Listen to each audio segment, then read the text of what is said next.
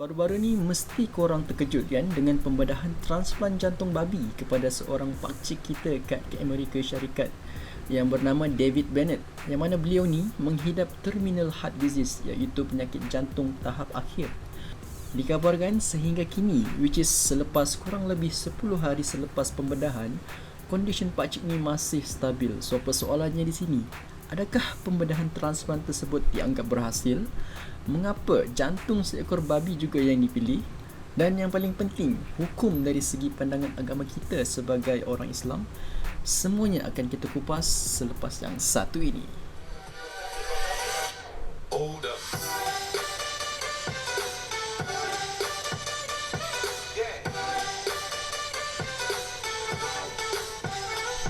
Swirl.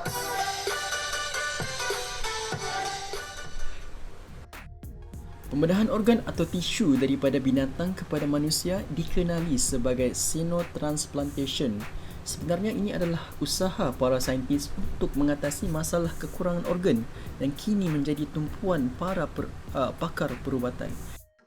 Tapi guys, proses xenotransplantation ini bukanlah sesuatu yang mudah dan risiko terbesarnya adalah organ rejection, yang mana tubuh kita ni secara semula jadinya akan mengenal organ asing tersebut, menyebabkan sistem imun badan kita untuk menolak kehadiran organ asing tadi oleh sebab adanya perbezaan genetik, which is halangan utama yang kini dihadapi pakar bedah dalam prosedur ini.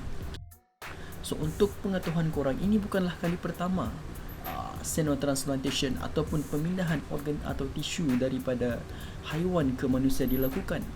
Malah ianya telah bermula seawal tahun 1960-an lagi, yang mana buah pinggang cimpanzi dipindahkan kepada beberapa orang pesakit, tetapi pada akhirnya seorang sahaja yang mampu bertahan, which is selama 9 bulan.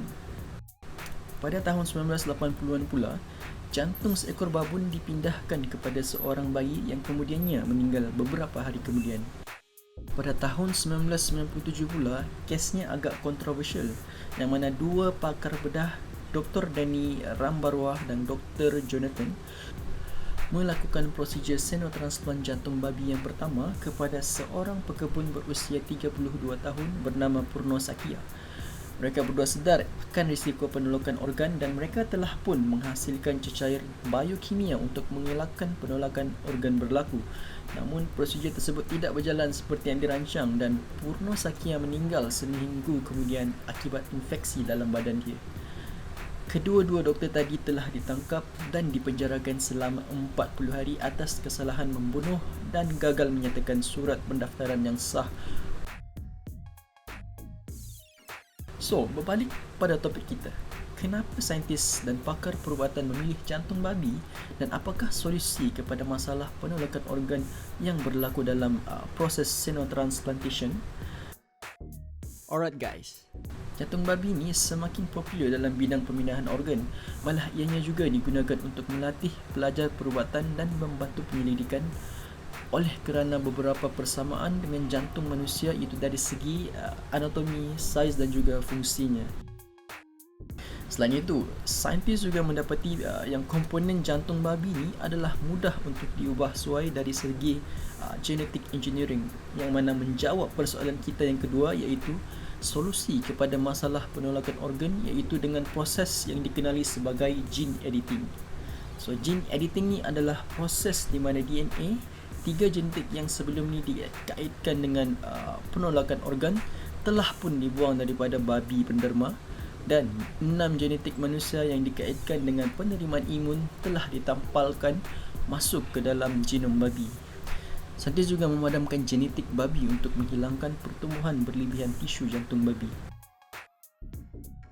So guys, sebab itulah pakcik David Bennett ni dikatakan mendapat second shot of life. Semua berkat kerana perkembangan teknologi yang ada pada hari ini yang kian maju. Dan menurut alim ulama juga, penggunaan organ babi untuk tujuan perubatan adalah dibolehkan dalam situasi darurat dan juga bila mana tidak ada alternatif lain, which is dalam hal ini memang terbukti secara saintifik bahawa jantung babi adalah yang paling serasi dengan manusia. Orang yang darurat, kalau memang betul menurut ilmunya, ahlinya, pakar seorang dokter mengatakan bahwasanya jantung babi ini bermanfaat untuk dicangkokkan kepada jantung manusia yang harus dengan cara semacam itu. Maka nggak perlu diperdebatkan. Masalah kebolehannya, ya itu boleh. Memandu turno disebutkan. Kalau sudah terpaksa begitu, ya boleh, nggak ada masalah. Jadi guys, usaha penyelidik patutlah kita hargai kerana teknologi ini mampu menyelamatkan ramai lagi manusia yang berdepan penyakit jantung maupun kegagalan organ yang lain. Wallahu alam. Alright guys, itu sahaja video pada kali ini. Kalau korang belajar sesuatu yang bermakna daripada video ini, tekan button like dan share kepada orang-orang lain agar semua kita mendapat manfaatnya. Also, yang belum subscribe mohon ditekan button subscribe dan loncengnya supaya korang tak terlepas video-video menarik yang seterusnya. Terima kasih. Sekian 5 minit.